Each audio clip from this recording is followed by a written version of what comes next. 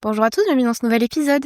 Salut tout le monde. On espère que vous allez bien, que vous avez passé une bonne semaine. On se retrouve cette semaine pour les actus de la semaine. Peut-être qu'on va commencer par notre réflexion autour de déléguer un peu l'IMO et peut-être passer un peu l'annonce aussi parce que pour ceux qui nous suivent sur la flouserie, j'ai mis cette semaine une story où je mets en fait toutes les tâches qu'un gestionnaire IMO devrait faire si par exemple on devait en prendre un sur notre parc. Et peut-être qu'on va vous en parler un petit peu du coup. Je pense que on a un peu réfléchi avec Julien les derniers temps. C'est vrai que au final, on a arrêté de travailler au 1er janvier et vous savez, on a 2-3 gros problèmes et après on a plusieurs petits problèmes et c'est vrai que petits problèmes, plus des trucs de gestion locative Oui, c'est courants même pas des quoi, hein. problèmes en soi, juste de la gestion, parce que Voilà. forcément il se passe toujours quelque chose sur un parc de 50 locataires, ça c'est évident.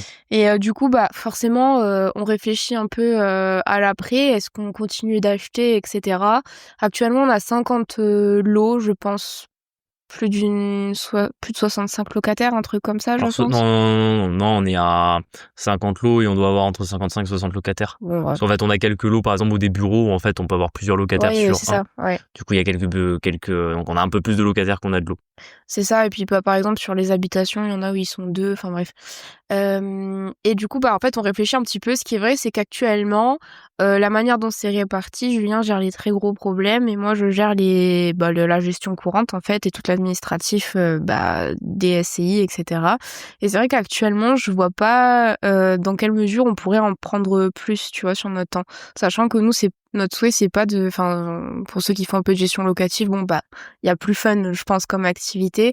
Et nous, on se dit qu'en fait, quitte à avoir quitté nos jobs et tout, c'est peut-être pas pour s'enfermer dans un truc comme ça. Pendant longtemps, on n'a pas délégué parce que on voulait garder notre rentabilité et que surtout, on a du mal à déléguer en fait. Le peu de fois où on délègue, ça se passe rarement comme on l'espère. Et du coup, on se dit quand même, à terme, pourquoi est-ce qu'on n'embaucherait pas quelqu'un, alors en auto-entreprise, mais qui a pas une agence en particulier, mais juste qui prend comme ça des biens en gestion pour des investisseurs privés. Et voilà. Tu veux peut-être un peu en parler aussi. Ouais, tout à fait. En fait, nous, la réflexion, elle a mûri pour plusieurs points. C'est-à-dire qu'en fait, quand tu commences à investir dans l'immobilier, tu gères toi-même ton parc et je pense que c'est une bonne chose. Qu'en fait, t'apprends des choses. Au début, entre guillemets, t'aimes bien ça. Je veux dire, je pense que gérer des locataires, ça passionnera personne, mais en tout cas, c'est pas non plus le pire des tafs que Non, tu peux franchement, faire. ça va. La réalité, c'est que nous aussi, on fait ça depuis plus de 7 ans maintenant. Donc, entre guillemets, c'est aussi une phase de notre vie. En fait, on a tellement... je n'irai pas dans le sujet du sacrifice, tu vois, je sais pas comme ça que je le vois, mais plutôt comme beaucoup de travail. En fait, juste, on a envie de faire autre chose, quoi. Ouais, voilà, Mais ouais. même pas spécialement parce que c'est devenu plus compliqué qu'avant. C'est juste qu'en fait, ça a toujours été de cette manière-là. Juste là, on est un peu arrivé à un stade où, en fait, J'ai envie de faire autre chose. ouais, c'est ça, c'est un peu comme quand vous êtes justement peut-être pour ceux qui ont des activités professionnelles, au bout d'un moment ils ont envie de les faire évoluer parce que en fait ils font la même chose depuis plusieurs années, et qu'au bout d'un moment t'as juste envie de renouveau et d'apprendre des nouvelles choses et qu'en fait t'es juste saoulé de toujours refaire les mêmes trucs. Donc nous c'est un peu le stade où on en est. Plus encore, si on avait que ça à faire, on dirait encore on se fait violence, c'est entre guillemets c'est notre quotidien. Mais là plus ça avance, plus on veut développer autre chose et juste comme tu disais continuer à investir. Et en vrai, continuer à investir, en fait, on doit se dégager du temps. Si demain on veut faire des projets plus conséquents avec plus de chantiers, on pourra juste pas tout gérer, ou alors vraiment on fait que ça de nos journées. En plus, on a maintenant la flouserie qui commence à bien marcher. On accompagne pas mal d'investisseurs et ça, honnêtement, c'est une activité que j'aime bien, qui me plaît énormément, beaucoup plus que du coup, par exemple, gérer des locataires. Donc c'est pour ça que on en vient au point de se dire on va devoir déléguer. Le problème, c'est que tu l'as très bien résumé. Chaque fois qu'on a essayé de déléguer, ça s'est pas bien passé pour tout un tas de raisons, mais majoritairement parce que la seule alternative viable à ce jour pour déléguer, c'est de passer par des agences immobilières et ça se passe jamais bien. Déjà, je trouve que c'est très cher. Ça, Ouais, c'est franchement... très très cher parce qu'en fait, très clairement, il y a goinfre dessus, hein, faut se le dire. Et C'est en pas très fait, efficace, quoi. ils sont pas efficaces parce qu'en fait, on n'a pas quelqu'un qui est, on va dire, qui a notre vision. On se retrouve à devoir faire avec la vision de l'immobilier de l'agent qui va gérer les appartements, les locaux commerciaux, etc. Donc en fait, on se retrouve dans un cas où on se dit en fait, il fait pas ce qu'il faut. Enfin, en tout cas, nous, on ferait pas comme ça. Mais le problème, c'est que du coup, il a sa méthode qui ne nous convient pas. Et c'est pour ça qu'on s'est dit, en fait, ce qu'il faut, c'est qu'on recrute quelqu'un, mais quelqu'un conforme, tu vois. Ouais. Donc, on n'est pas forcément à la recherche de quelqu'un qui aurait forcément déjà de l'immobilier, forcément c'est un plus, on va pas se mentir, tu vois. Mais je me dis, on voudrait avant tout, c'est former quelqu'un qui aurait envie d'apprendre là-dedans, qui voudrait se développer là-dedans et à qui on donnerait toutes nos stratégies, notre organisation aujourd'hui, nos process surtout, et qui nous permettrait tout simplement, en fait, le coût de la gestion locative, pour moi, il y a un coût qui est vraiment caché, qui est encore plus gros que celui du pourcentage qu'ils prennent, c'est celui de la vacance, parce qu'en fait à chaque fois qu'on a essayé de déléguer, on se retrouve avec de la vacance qu'on n'a jamais sur notre parc. Faut savoir que nous, une des grandes clés du cash flow, et c'est pour ça que des fois il y a des gens qui nous disent non mais c'est pas possible que c'est ce cash flow là parce qu'il y a toujours de la vacance dans l'immobilier. Non, en fait quand t'es giga organisé, que t'as des bons process et que tu loues au bon prix, nous on arrive toujours à faire en sorte que quand on a un locataire qui quitte un appartement, on a quelqu'un qui re-rentre genre la semaine suivante, tu vois, maximum. Sur les locaux commerciaux, des fois on a même le locataire avant l'acquisition, donc vraiment on a toujours mis beaucoup d'énergie là-dedans pour éviter la vacance, parce que c'est assez simple, hein. Entre guillemets, on dit toujours que l'immobilier c'est s'enrichir pendant que tu dors. Ouais, mais par contre tu perds de l'argent dès que c'est pas loué. Ouais, Donc ça, c'est vrai. ça c'est le problème qu'on a, et pour le coup à chaque fois qu'on délègue, en fait on se retrouve avec du délai. Des exemples tout bêtes, mais là par exemple on a essayé de recruter une agence immobilière pour louer des appartements. En fait ça fait 1 mois et demi, on n'a toujours pas signé les mandats, quoi. Ouais, j'avoue, elle Donc répond même heureusement plus. qu'on court pas après l'agence ou qu'on ne dépend pas de l'agence pour pouvoir louer les appartements, parce qu'en fait, moi sinon il y a un coup à à la défenestrer la dame, quoi.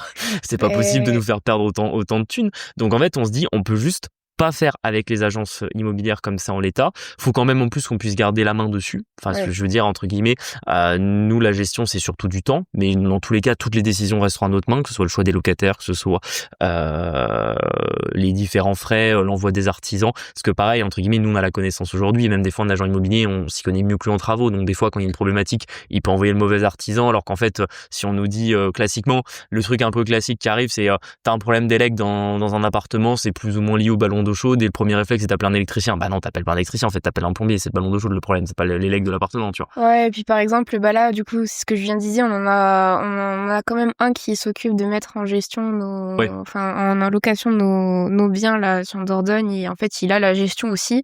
En fait, il fait 0 barrière entre lui et moi entre nous et les locataires. C'est-à-dire, il me retransfère les messages, il m'informe de tout ce qui se dit, et en fait, je suis là, genre. Ouais, en fait, on te paye justement pour pas. Voilà, je veux pas savoir, en fait. C'est pour ça qu'on vous paye. En plus, il est cher, hein, le pourcentage. Là, je crois que c'est 9 qu'on le paye. On a 9,6 plus on paye les états des lieux. C'est ça. Et en fait, à chaque fois qu'il y a un petit truc à faire, par exemple, là, il y a les VMC à poser, parce que bon, il y a pas assez de ventilation, c'est un autre sujet. Alors, en fait, j'ai l'impression que c'est le bout du monde en face. Et enfin, c'est vraiment pas de sa faute, parce que je pense qu'il travaille pas là-dedans depuis super longtemps. Il se fait aussi son expérience. Il est très bien après, hein, il est poli et tout ça, mais c'est vrai que du coup je suis là, je sais pas, vous voyez bien que ça on peut le faire, ça on peut pas le faire, et en fait c'est vrai que du coup payer 9%, alors qu'en fait au final j'aurais plus facile à dealer directement avec les artisans, ça me trigger un peu, quoi. Ouais, c'est ça, complètement. Donc bon. Donc c'est pour ça qu'aujourd'hui, si jamais vous écoutez ce podcast et que évidemment vous êtes dans notre région, hein, si vous êtes à Lille, on va pas pouvoir bosser ensemble. Mais voilà, si grosso modo vous écoutez ce podcast, vous êtes dans la région de Montpellier et que vous êtes intéressé par ça, déjà pour avant tout apprendre avec nous, parce que bon, il y a un deal qui est assez simple, c'est bien évidemment c'est rémunéré.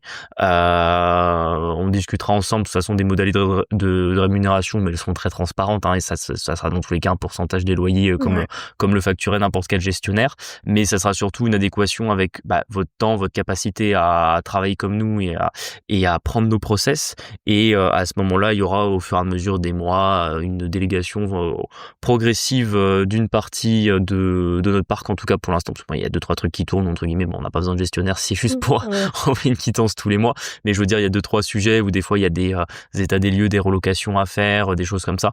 On a besoin de quelqu'un qui sait, qui surtout est réactif. C'est avant tout le besoin qu'on a.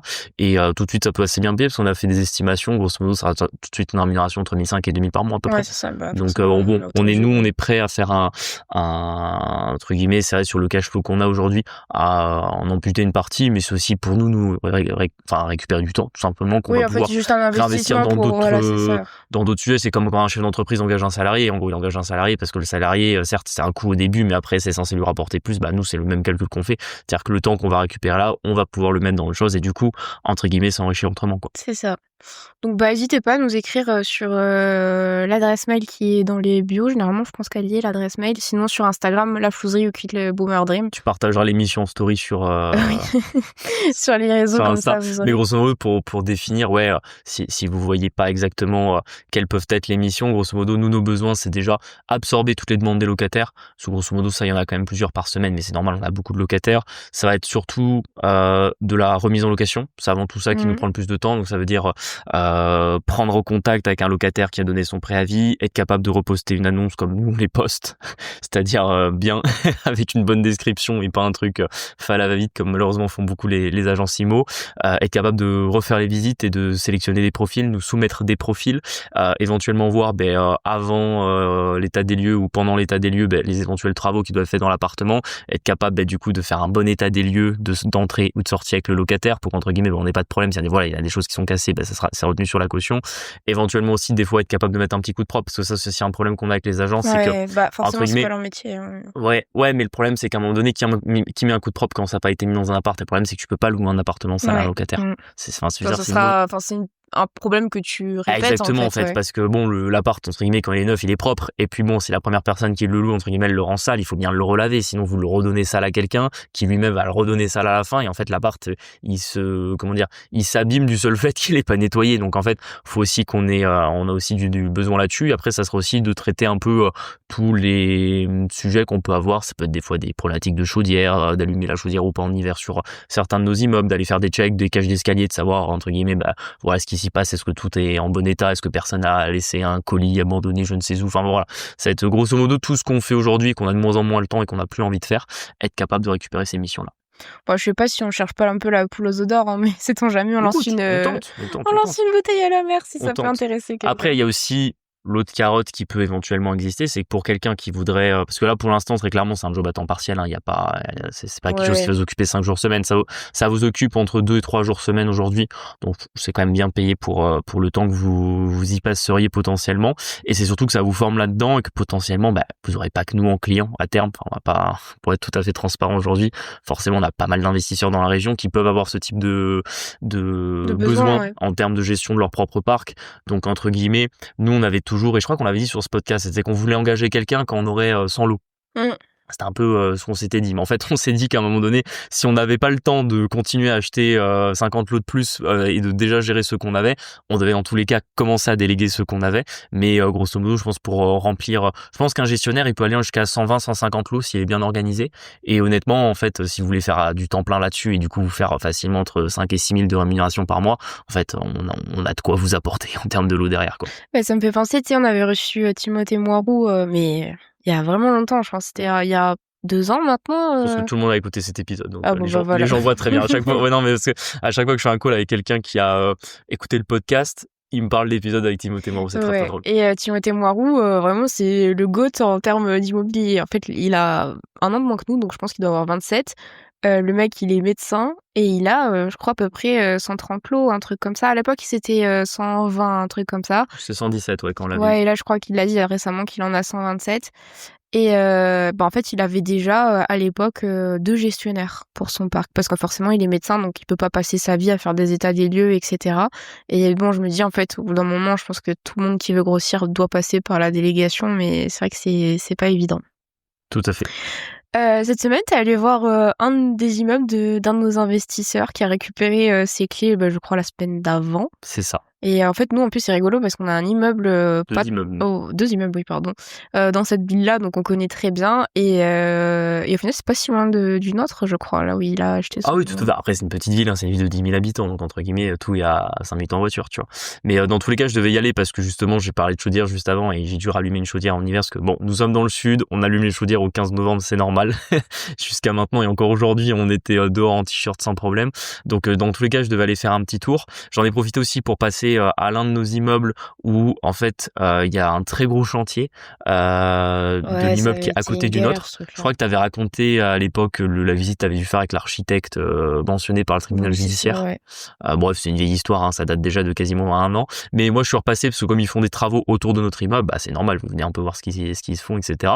Bon, rien de grave, si ce n'est qu'ils sont accrochés une évacuation d'eau de pluie sur notre façade. Ouais. Enfin, sur le côté de notre immeuble, du coup. moi ça me pose pas problème en soi, on va dire je vais pas être le voisin relou à leur dire ah ben non, interdiction complètement de toucher à mon mur, etc. Si ce n'est que j'espère quand même qu'ils ont fait ça bien et qu'entre guillemets je vais pas avoir des infiltrations d'eau des trous qu'ils ont dû faire dans la façade en pierre, mais c'est surtout qu'en fait leur gouttière elle va pas jusqu'au sol. Elle Ouais. s'arrête genre à 1,50 m de haut, donc je l'ai pris en photo. En plus, il y avait les artisans sur place, donc je suis allé voir directement les artisans parce que j'étais quitte qu'ils soient là, si ça se trouve c'est eux qui l'ont fait, donc je vais aller voir directement avec eux. Je vais pas être désagréable. Je dis bonjour, je vais vous voir, je suis propriétaire de l'immeuble à côté et en fait là votre gouttière vous l'avez accrochée, mais en fait elle va pas jusqu'au sol, donc s'il pleut, l'eau elle va ruisseler sur notre façade en pierre, ça va faire des traces, voire des infiltrations Ouais. si la façade est pas parfaitement étanche. Donc le gars était très sympa, il m'a répondu que lui il faisait le second œuvre à l'intérieur, que c'était pas lui qui s'en était occupé, mais il m'a donné les coordonnées de l'architecte et en fait ça c'est typiquement par exemple un exemple de petit truc, c'est pas grave, faut Mais juste faut le appeler voir quand même, l'architecte, ouais. faut juste dire à l'architecte écoutez là vous avez fait passer une gouttière, faut que vous fassiez le travail jusqu'au bout et que la gouttière elle aille jusqu'au sol, tu vois. Et ça c'est typiquement le genre de truc pour quoi on a besoin d'un gestionnaire, c'est que bon là je l'ai fait parce qu'entre guillemets j'étais sur place et que je voulais pas laisser traîner ça, mais là du coup ça va nous prendre un peu de temps, c'est pas un problème en soi, ça nous coûte rien, on perd même pas d'argent, en soi on n'a rien demandé à personne, mais l'immobilier c'est beaucoup ça, c'est tu demandes rien à personne, il t'arrive toujours des petits trucs, même si c'est pas grave en soi. Donc voilà, ça c'était une des premières petites anecdotes. Et après effectivement j'ai été voir l'immeuble d'un des investisseurs on a commencé à travailler ensemble, je pense vers le mois de février-mars, si je Ouais, dis pas de c'était bêtises ça, dans ouais. ces eaux-là. Ça a été un peu long au début parce que entre guillemets, il avait pas forcément énormément de temps pour aller faire des visites au début, donc puis il était entre deux villes au niveau du choix de sa localisation. Il a finalement trouvé cet immeuble-là, je pense, fin avril, début mai, quelque chose dans ces eaux-là. Et ça a été très très long. Ça a été très très long parce qu'il est tombé sur Ah, son vendeur avait l'air, le vendeur farfelu, hein. était un peu fou furieux. L'agent immobilière, elle était une des pires Je crois qu'on avait déjà raconté en plus un truc sur elle, Ouais, ouais. ouais, ouais, on avait raconté une anecdote sur elle parce qu'en fait, en fait, elle disait pas la même chose que le vendeur et Oui, le voilà, vendeur étant ouais. lui-même quelqu'un d'assez exubérant, on va dire. Forcément, ça ne faisait qu'en rajouter dans l'histoire. Donc, il s'est retrouvé dans des situations entre guillemets. Le vendeur voulait se débarrasser de l'agent IMO et lui a dit non mais si tu veux, on annule la vente comme ça, on se débarrasse de l'agent IMO et moi je te revends l'immeuble après. Et moi je lui avais dit, enfin moi j'avais dit à l'investisseur, j'avais dit rentre pas là-dedans en fait. Si toi en fait t'achètes un immeuble à un prix, les frais d'agence ils sont à charge du vendeur, entre guillemets s'ils sont pas d'accord entre eux ils se débrouillent. Ouais, Le j'avoue, problème c'est ouais. que le compromis est déjà signé, moi je lui ai dit tu rentres pas là-dedans en fait, t'as tout à perdre, rien à gagner. Donc hors de question que tu annules le compromis pour ensuite soi-disant le re-signer, alors qu'en plus le vendeur, moi je faisais aucune confiance, que les gens un peu exubérants comme ça c'est souvent un peu des margoulins. Donc bon, il a rien fait d'illégal ou quoi, mais voilà, moi Oui, depuis le ouais. début, par rapport à ce que me disait l'investisseur, le vendeur je le sentais pas. Après l'immeuble était très bien, mais voilà, le vendeur en lui-même je le sentais pas, donc tout ce qu'il demandait de bizarre, je disais à l'investisseur dis-lui non. Et du coup je suis donc venu voir l'immeuble qui était vraiment très sympa, vraiment même mieux que parce que moi du coup je m'en souviens des photos et vidéos qu'il m'avait envoyées après les visites. Il était même mieux en vrai, la façade est vraiment nickel. Il est juste à côté d'une petite rivière, parce qu'il y a une rivière qui Ouais, y a passe pas de vis-à-vis du dans coup, ouais. le village, et du coup les appartements en fait ils sont vus sur la rivière. Donc ça c'est con, mais je trouve que c'est un truc genre entre guillemets t'es locataire, t'as vue sur une rivière déjà, forcément t'as plus de lumière parce que t'as pas d'immeuble juste en face, et en plus t'as le bruit de la rivière, etc. Enfin c'est top, vraiment je trouve que les appartements juste pour l'aspect rivière ils sont excellents. En plus tout le monde me dit ouais rivière, inondation, mais non parce que la rivière elle doit être quoi, elle doit être en contre, enfin elle doit avoir 2 mètres je pense, 2-3 mètres en Oui, dessous on de est l'immeuble large. largement. Enfin bon bref, il faudrait qu'il y ait même si elle a crue décennale, vu où est situé l'immeuble, il y a très peu de chances qu'il ait un problème d'eau par rapport à ça. Et l'immeuble en soi est composé de 2 caves, une remise, 2 studios, un appartement T3 et un grand T2 avec terrasse. Mmh. Et il l'a payé 190 000 €. Ce qui est bien. Frais d'agence inclus. Franchement, ce qui est top. Il fait à peu près 2 000 € de loyer par mois, OK, je vois. avant même revalorisation. Et du coup, sur l'immeuble, si on déduit sa taxe foncière, il a une échéance de prêt à 1080 par mois. Donc, si en plus on lui rajoute sa taxe foncière, qui est pas très chère, la taxe foncière, je vais pas vous dire de bêtises, je crois que ça doit être un mois de loyer environ. Enfin, en tout cas, je m'en souviens pas comme une taxe foncière particulièrement chère. Grosso modo, il lui reste tous les mois plus de 600 € de cash flow sur cet immeuble, quoi. Ce qui est bien quand même. Franchement, pour un premier investissement, c'est très carré et il était à plus de 12% de rentabilité, quoi. Donc c'est typiquement les projets qu'on recommande pour se lancer, parce qu'en plus l'immeuble était déjà loué, et c'est là où des fois vous pouvez avoir un peu de chance sur une opération. Nous par exemple on a eu beaucoup de malchance dans nos dernières OP, mais lui il a eu de la chance sur la sienne, parce que l'immeuble en soi, il y avait un studio qui était libre, un studio qui était Meublé? Loué, pardon. loué, pardon, exactement. Le T2 en haut qui était loué aussi. Et le seul défaut qu'il y avait, c'était que le T3 qui était loué aussi, en fait, il était loué à des locataires, c'était des crados. Ouais, c'était des PLP, ouais. Ouais, vraiment l'appartement, en fait, quand je suis venu le voir, il était du coup en train de donner un coup de propre dans l'appart. Ouais, c'est vrai que ça, c'était... Et c'est vrai que l'appart est typiquement, enfin nous, malheureusement, on a déjà eu les locataires comme ça. C'est vraiment des gens qui vivent dans la crasse, genre je sais pas, l'appartement sans le chien mouillé et le bac à chat, si tu veux. Et si tu veux, t'as du parquet. Et le parquet avait déjà été enlevé comme quand j'y étais. En fait, dessous, t'as du carrelage qui est nickel. Donc ça, au moins déjà pour le sol, c'est top. Mais ils avaient mis du parquet par-dessus et le parquet, il a été enlevé. Mais malgré ça, le parquet il sent mauvais. Genre je sais pas, ça sent les égouts, tu vois. Ouais, bah, Vraiment, c'est catastrophique. Et bref, c'était le seul défaut de l'immeuble. C'est ce qui me gênait un peu parce que j'aime pas, forcément, tu te lances dans une première OP, j'aime pas que t'aies à ok. gérer ça. Et nous, on l'a déjà eu, en fait, avoir des locataires un peu cassos comme ça. Entre guillemets, que tu récupères parce que c'est pas toi Ouais. qui les as choisis, hein, c'est l'ancien vendeur. Donc, entre guillemets, c'était le seul défaut de l'immeuble. Mais par rapport au prix à la rentabilité, ça restait rentable. Mhm. Donc, des Est-ce qu'ils fois, voulaient se faire chier à aller avec voilà, eux ou c'est pas? ça. Ouais. C'est en fait, c'est toujours le problème que vous pouvez avoir, c'est-à-dire que vous aurez jamais un magnifique immeuble avec zéro défaut où les locataires c'est que des fils de médecins où vous pouvez manger par terre dans leur appart et le truc a 12% de rentabilité. À un moment donné, ça n'existe pas. Il y a toujours entre guillemets avantage inconvénient et après il faut aller sur le plus intéressant en fonction du prix que vous avez en raison des différents avantages inconvénients. C'est évident que si vous avez un immeuble, vous avez que des locataires comme ça vaut pas le coup de l'acheter. Mais voilà, on va dire que là il y avait qu'un seul des 4 appartements qui était concerné et coup de chance, la locataire est partie avant la signature de l'acte authentique. Et ça, vraiment, j'avais presque envie de sortir le champagne avec lui parce que, en fait, le seul problème qu'il pouvait potentiellement avoir sur l'immeuble venait de s'en aller. C'est ça. Donc, oui, entre guillemets, là, il est en train de mettre un petit coup de propre dans l'appart. Il m'a dit, je pensais pas devoir le faire si vite. Je lui dis, oui, mais bon, au moins, t'as pas géré Ouais, parce la que locataire un peu c'est folle. des interactions qui sont chiantes, en Voilà, fait. c'est des interactions sociales que t'as envie de t'éviter. Et en plus, il reloue l'appartement, je pense qu'il va le relouer même 100 € plus cher qu'elle louait. Et en plus, l'appart est vraiment nickel. Enfin, je veux dire, c'est un beau T3 lumineux. Donc, il met un petit coup de propre. On va avoir, c'est même pas un budget de travaux en soi, c'est plus du nettoyage. Donc, il y a un coup de peinture. Ça, c'est lui qui le fait. Il y a juste à remettre une petite cuisine neuve, mais il est assez bricoleur, il va pouvoir le faire aussi. Donc, franchement, l'immeuble est top du top. Ouais, bien joué à lui. Et je sais pas s'il veut en réenchaîner sur autre chose ou pas. Oh, je T'en as pas pense après parlé pour l'instant? peut-être pas genre demain matin, tu vois, mais je pense que c'est évident que quand tu fais une bonne première OP comme ça, à Ouais, partir ça du se passe moment bien. où là il doit mettre ses 2 appartements en location et je pense qu'après début d'année prochaine, il va repartir sur son prochain.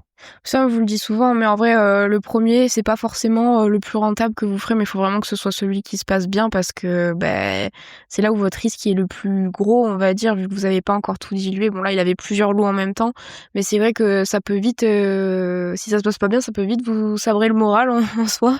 Donc, tant que ça se passe bien, c'est l'essentiel. Complètement, c'est souvent ce que je dis parce que j'ai tout le temps des investisseurs qui veulent démarrer tout de suite par un truc assez compliqué.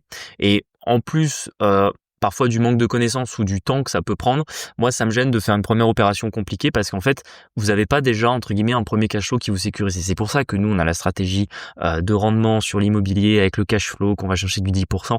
Ça, c'est pas, je veux dire, on s'est pas levé un matin en se disant ça y est, ça sera notre solution miracle. C'est parce qu'en fait on l'a construit et qu'on s'est rendu compte que grosso modo quand vous commencez à avoir des biens immo qui vous rapportent du cash flow, vous pouvez vous permettre de prendre un petit peu plus de risques sur les prochaines OP parce qu'en fait vous avez déjà des loyers net de crédit, net de différentes charges que vous avez sur votre immobilier qui tombent dans votre poche, qui vous font soit une trésorerie de secours, soit un apport pour des prochains biens, soit qui justement vont vous permettre d'avoir déjà des sommes d'argent pour vous couvrir un petit peu si l'opération suivante se passe un peu moins bien ou qu'elle est un peu plus complexe ou qu'elle est ralentie. Tu vois, je donne un exemple tout bête, mais quand tu veux démarrer dans l'IMO, si tu pars direct sur un projet à 500 000 € où tu fais 300 000 € de travaux, où tu vas avoir des travaux pendant un an, tu les payes comment tes intérêts d'emprunt?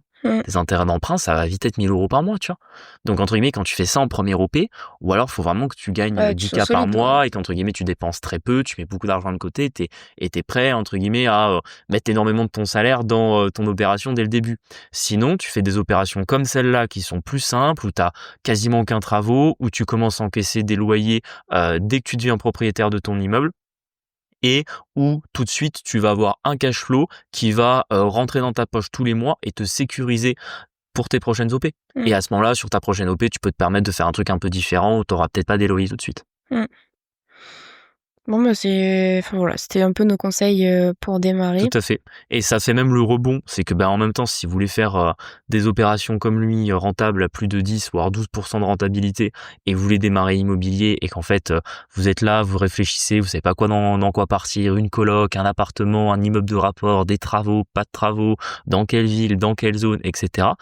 Nous, c'est ce qu'on fait aujourd'hui. Accompagner des investisseurs, leur permettre de réussir leur premier OP, amener justement notre recul, notre expérience, notre expertise là-dessus et tout simplement faire en sorte que vous fassiez les bons choix et que votre premier OP se passe bien. C'est Mmh. vraiment notre promesse et en fait on la tient avec tous nos investisseurs, c'est que le premier investissement se passe bien, on vous évite de faire les erreurs que nous on a pu faire, que vous pourriez faire par manque de connaissances ou par manque d'expérience sur vos OP et entre guillemets vous tirez une balle dans le pied dès le début ou simplement trop vous fatiguer.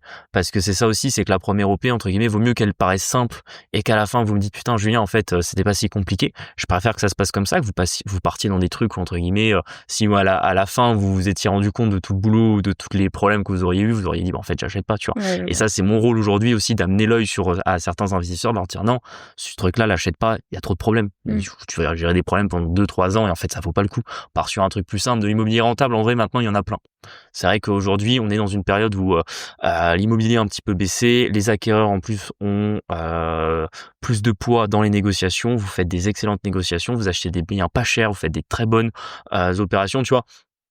Il y a 5 ou 6 ans en arrière, vendre du 10% de rentabilité, tu sais, c'était déjà le truc en mode, c'était compliqué de trouver du 10%. Nous, on s'en souvient quand on était en 2019-2020, et t'avais pas beaucoup de marge de négo sur les biens et des Ouais, fois, c'était chiant, hein, les sur la agents négo. immobiliers te disaient: «Ah non, mais non, du 10%, ça n'existe pas», et cetera. Là, maintenant, on est dans un truc où, grosso modo, je n'ai aucun investisseur qui, partout dans la France, n'arrive pas à trouver du 10% de rentabilité. Ça se trouve vraiment partout. Ouais.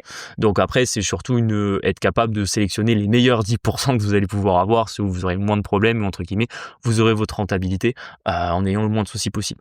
Donc si ça vous intéresse, n'hésitez pas à cliquer sur le lien en bio, qu'on puisse éventuellement se faire un call ensemble et que je vous présente concrètement comment on travaille, comment on vous amène sur votre premier OP.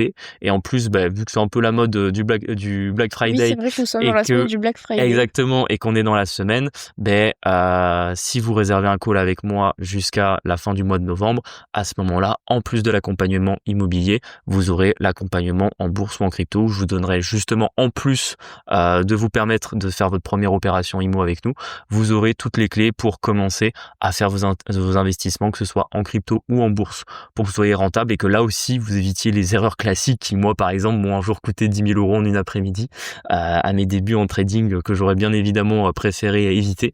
Donc pour que vous ayez les bonnes bases pour faire des placements solides, intelligents et commencer à construire les bases là aussi d'une gestion financière à long terme. Yes. Pour terminer, parce que là, il nous reste, J'ai trop une parlé? petite 5 minutes. Ouais, juste faire un point un peu sur le marché crypto parce que c'est vrai que je pense que personne comprend trop. Enfin, ça s'explique, mais c'est vrai qu'on est sur un pattern de bull run un peu chelou quand même. Est-ce qu'on a fini le bull run? Qu'est-ce qui se passe? On pose cette question 3 fois par jour. Ouais, je te jure. Le problème, c'est que Madame Irma, elle répond plus à mes WhatsApp. Du coup, je sais plus quoi dire. Non, en vrai, on en parlait tout à l'heure en plus en off avec Marie quand on était allé marcher tout à l'heure avant de faire cet épisode, parce qu'en fait, ce bull run, il commence à me gonfler. Et je sais Ouais, que tu me dis, j'ai la flemme là, ça commence à me ouais, c'est saouler. ça. C'est-à-dire qu'en fait, déjà, à l'époque, quand tu regardais les prévisions, le bull run, ça devait être début 2024, les ETF, puis fin 2024, Trump, puis 2025. Au final, là, on arrive fin 2025. Alors oui, on a eu, grosso modo, du mois de mai au mois de septembre, ça a été super. On a fait un petit ATH sur Ethereum. Le Bitcoin aussi, il a fait son petit ATH, etc. Mais c'est vrai qu'entre guillemets, on n'a toujours pas le dernier run un peu final qu'on attend. Les altcoins, c'est catastrophique. Alors heureusement, moi j'ai pas été dans une stratégie full icon, j'en ai eu un petit peu, mais je vous cache pas que il y en a très très peu où j'ai réussi à retirer quelque chose. Et en fait, bon, je suis quand même gagnant sur ma stratégie altcoin, mais je veux dire, en fait, est-ce que ça valait le coup de les sélectionner pour qu'au finalement j'en ai 3 qui me fassent la perf pendant que les 15 autres fassent rien du tout, tu vois. Donc en fait, j'aurais juste dû acheter du Bitcoin, ça aurait été beaucoup plus simple. Donc bon, sur le Bitcoin, forcément, j'ai été très rentable, sur Ethereum, j'étais rentable, sur Solana, j'étais rentable, sur Ripple, j'étais rentable, mais j'ai plein d'autres altcoins qui, entre soi, quand tu les sélectionnais il y a 3 ans, ils paraissaient solides, ils étaient bien, etc. Aujourd'hui, je suis à moins 90% dessus, tu vois, on va pas se mentir, je vais pas faire celui qui n'a Qui a pris que des bonnes voilà, positions, qui a tu pris que vois. des bonnes positions. Après, on est quand même sur le bull run, on est quand même aujourd'hui sur à peu près 1x3 sur le capital, tu vois, donc c'est pas C'est pas nul non plus, mais c'est vrai que Décevant du coup? c'est pas que c'est décevant, c'est qu'en fait, la chose de bien que j'ai fait, c'est que grosso modo, ça fait déjà un petit moment que je suis sorti à 60% en liquidité, donc j'ai déjà pas mal pris de gains. Mais c'est vrai qu'entre guillemets, ce que j'ai laissé courir, là pour l'instant, j'avoue que je sais pas. C'est-à-dire que je ne sais pas si on est en fin de bull run et en fait, on va juste continuer à descendre, alors quand tous les indicateurs économiques sont plutôt dans le sens que la Fed baisse ses taux, le marché américain ça va, il y a pas de crise majeure à l'horizon, si ce n'est 2-3 mecs qui vont te dire qu'encore une fois, la bulle des technos, ça y est, elle doit s'effondrer demain. Ou alors j'ai encore vu une vidéo du Codecrypt qui te disait que la bulle de l'IA allait être la prochaine crise des subprimes, tu vois. Hormis quelques news comme ça, il y a rien qui fait penser qu'entre guillemets c'est pas bon. Et de l'autre côté, là on se retrouve à nouveau à avoir beaucoup de volatilité sur les cryptos. Alors c'est toujours pareil, hein, si ça se trouve je vous dis ça maintenant et on va rebondir et dans 2 mois en fait on est à nouveau en ATH. Mais c'est sûr qu'à l'instant T, je pense que si on prend le plus haut sur Bitcoin ou le plus haut sur Ethereum, on est déjà à plus de moins 30%, peut-être même à moins 40%. Je vais pas regarder en détail. Mais du coup, c'est vrai que ça fait un peu tiquer parce que tu te dis bon, est-ce que je sors définitivement et ça y est, mon bull run est fini, on soit voilà, j'aurais pris le steak, tu vois. Ou alors est-ce que je laisse encore voilà, j'ai un peu plus qu'un doigt de pied, tu vois, il reste entre 30 et 40% de la position, mais est-ce que je la tiens encore quelques mois en se disant qu'on aura peut-être enfin un peu le fameux run que tout le monde attend. Après, c'est toujours pareil, plus tu l'attends, plus tu te dis que ça doit pas arriver, parce qu'en fait si tout le monde l'attend, il y a plus d'aléas si tu veux. Ouais, c'est ça. Et de l'autre côté, le fait que même moi je finisse par en avoir un peu marre et que j'ai envie de clôturer parce que ça commence à me saouler, je me dis faut peut-être un peu rester parce que si tout le monde clôture, tout le monde sort du marché. Du coup, c'est aussi le moment où entre guillemets ça repart. Tu vois ce que je veux dire? Parce que c'est toujours pareil. En fait, ça va toujours à l'inverse de la psychologie des foules. Ça va souvent à l'inverse de ce que tu t'attends. Donc voilà, c'est pour ça, pour vous dire que je n'ai pas de boule de cristal. Je sais pas où va aller le marché crypto. Et c'est vrai que là, on est dans un 50-50. Et c'est vrai que c'est le genre de truc que j'aime pas. Il y a beaucoup de gens qui m'ont dit t'as vu, c'est un peu baissé. Est-ce que c'est le moment de rentrer? Moi, je le préconise vraiment pas parce que je préfère investir dans un actif où je sais que j'ai plus de chances de gagner que de perdre. Tu vois, il y a des moments, par exemple, quand j'ai investi, quand on a recommencé à investir après FTX, t'avais plus de chances de gagner que de perdre. Parce qu'entre guillemets, les cryptos, elles étaient tellement basses que t'avais beaucoup plus de chances d'avoir Oui, que ça monte de multiples à la hausse que des multiples à la baisse. Là, honnêtement, on est quoi? On est à $3 200 sur Ethereum. Ça peut faire x2 et aller à 6004. Ça peut aussi diviser par 2 et aller à c'est 1008, déjà tu vois. vu, quoi, Donc bon, est-ce que je reste? Est-ce que je sors? Donc voilà, j'ai pas de boule de cristal. Ce qui est certain, c'est que j'espère que vous avez pris des gains. Parce que je pense qu'on n'avait pas parlé depuis quasiment Ouais, ça 2 faisait un mois. petit moment là qu'on Ouais, avait pas parlé, hein. en fait, ça fait un petit moment qu'on n'a pas parlé parce qu'il se passe rien. Ouais, il se passe rien, ouais, c'est calme. Il se passe rien du tout. Alors, oui, il y a toujours de la news. Si vous écoutez le bruit de marché, il se passe des choses. Mais quand vous regardez sincèrement les grandes avancées, oui, ils ont sorti un ETF Solana, ils ont sorti un ETF Ripple. Bon, qu'est-ce que ça change? La crypto n'a pas fait x5 parce qu'il y a eu un ETF, quoi. Enfin, de toute façon, je pense que tout le monde a compris que les ETF, ça y est, on en avait parlé. Oui, ok, ça fait de la liquidité sur Bitcoin et Ethereum. C'est pas ça non plus qui a fait en sorte que du jour au lendemain, les cryptos ont fait x10, tu vois. Donc je pense que le problème de ce bull run en l'état, c'est que certes, il y a la smart money des institutionnels via les ETF, via les grands fonds d'investissement, via les gouvernements. Donc oui, ça attire les cours vers le haut. Mais le problème, c'est qu'on n'a pas le retail. Ouais. Et que la plupart des gens qui me parlent crypto, c'est soit des gens qui investissaient déjà en crypto depuis pas mal de temps, et il n'y a pas... j'en ai quand même autour de moi, mais j'ai pas énormément de gens qui n'investissaient pas en crypto, qui maintenant investissent. Et la réalité, c'est que les cycles crypto, notamment sur les altcoins, ont toujours été poussés par les retail, qui arrivaient à la fin, qui se faisaient sécher, et malheureusement, en fait, les gens sortaient leur argent grâce à ce qu'ils avaient gagné sur les retail. Mais même moi, j'étais un retail sur le cycle de 2017, donc en fait, c'était un peu le truc. Tu rentrais la première fois en crypto, tu te faisais rect, et après, sur les cycles suivants, tu te refaisais, tu vois. Mais c'est vrai que j'ai l'impression que là où on aurait pu penser que l'adoption des cryptos et les gens continueraient à investir dedans, enfin en tout cas, peut-être que je me trompe, c'est moi ma petite échelle, entre guillemets, dans notre génération en France, etc. Mais peut-être qu'il y a certains pays où c'est en train d'exploser, auquel cas je suis peut-être pas au courant, mais j'ai pas l'impression qu'il y ait l'engouement qu'il y a pu y avoir sur d'autres bull runs, et je pense que c'est un petit peu lié à ça. Ok. Sujet à maturer, donc à voir les prochains mois. Tout à fait. Bon, on espère que cet épisode vous a plu. N'hésitez pas à vous abonner, à nous mettre 5 étoiles sur les plateformes, ça nous aide à monter au niveau de l'algorithme, à nous rejoindre sur Instagram, Kick le Boomer Dream et la Flouserie. On vous partage un peu de notre quotidien d'investisseur. Et on se retrouve jeudi pour un prochain épisode. Salut jeudi. Ciao.